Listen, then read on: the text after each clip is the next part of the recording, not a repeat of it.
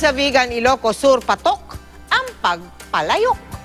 Sa isang sitio sa San Carlos, sa Negros Occidental, ito rin ang pangunahing ikinabubuhay ng mga residente.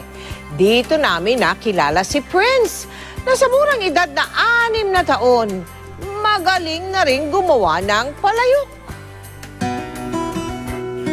Dito sa sitio Panoolan, sa bayan ng San Carlos sa Negros Occidental, patok na patok ang mga gawang palayok. Ang trademark namin pag ikaw ay taga-Panoolan, doon sa magkukulon or manugkulon, ang ibig sabihin na nakatira ka sa lugar na gumagawa ng mga pots. Ang kulturang ito, minana pa raw nila sa kanilang mga ninuno at napanatili nilang buhay na buhay.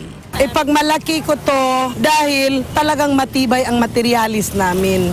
Isa ang pamilya Fernandez sa mga patuloy na nagpapayabong sa kulturang ito. Ang bunsong si Prince, 6 na taong gulang pa lang, bihasa na sa pagpapalayok. Mo niya akong gibuhat na dawindi. Nag-practice pa lang siya, ngayong gusto niya ding makabenta. Maraming mga orders ng mga dwarf. Kaya para makapira, bili ng pagkain, ang dami, tsaka turuan. Naibebenta sa halagang 15 hanggang 1,000 piso ang bawat palayok, depende sa laki at disenyo. At upang mas lalong pagyamanin ang kulturang ito, itinuturo ang pagpapalayok sa mga estudyante sa ilalim ng K-12 program. Sana lumago pa ito. Kunti na lang ang gumagawa dito kasi ito ay very laborious.